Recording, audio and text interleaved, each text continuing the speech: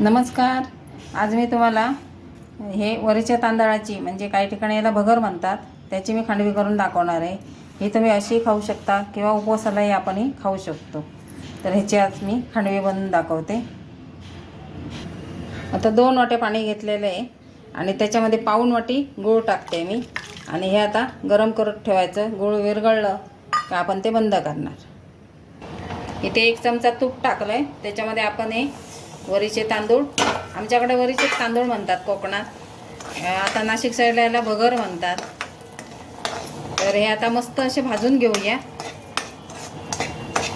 आमच्याकडे ना तांदळाच्या खांडवीपेक्षा वरीच्या तांदळाचीच खांडवी जास्त केली जाते. आणि नागपंचमीच्या दिवशी आमच्याकडे हळदीच्या पानातल्या पातोळ्या असतात बघा. मी 2 व्हिडिओ अपलोड केलेले आहेत ऑलरेडी पातोळ्याचे. तुम्हाला मी ह्याच्या खाली, ह्या व्हिडिओच्या खाली पण त्याची लिंक देईन, तुम्ही नक्की बघा. आता हे भाजून झालं आहे. ह्याच्यात अगदी चिमूटभर मीठ टाकूया, कलरसाठी थोडीशी हळद, आणि आता याच्यात आपण गूळ घालून उकळवून घेतलेलं पाणी होतं. याला पाणी थोडं रव्यापेक्षा जास्त लागतं शिजायला. आता ह्याच्यावर झाकण ठेवून शिजवून घेऊया. बघा सगळं पाणी घातलं आहे मी. आता याच्यावर झाकण ठेवूया आणि शिजून घेऊ. आता याच्यामध्ये आपण खोबरं टाकूया, ओलं खोबरं आणि वेलची. हे मिक्स करून घ्यायचं, परत झाकण ठेवायचं आणि थोडा वेळ शिजवून घ्यायचं, मिक्स करायचं. आणि हे मिडियम गॅसवरच करायचं. मोठा गॅस करून लगेच पाणी आटून जाईल त्याच्यातलं. हे बघा मी अर्ध्या वाटीला 2 वाट्या घेतलं आहे ना पाणी, ते सगळं घातलेलं आहे त्याच्यात. आता हे परत ठेवूया आपण झाकण. आता आपण ताट काढून बघूया. मस्त शिजली बघा. आता काय करायचं आहे, याच्यातलं पाणी सगळं आटेपर्यंत ही अशी परतून घ्यायची. थोडीशी घट्टसर झाली पाहिजे.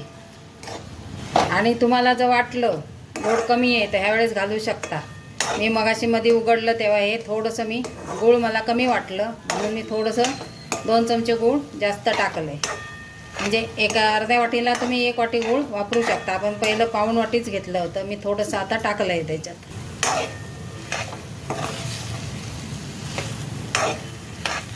बघा बऱ्यापैकी आता घट्ट आलं आहे, ते गोळा होतो आहे त्याचा. अजून 1-2 मिनटं मी परतून घेणार आहे, मग ताटात काढून घेणार.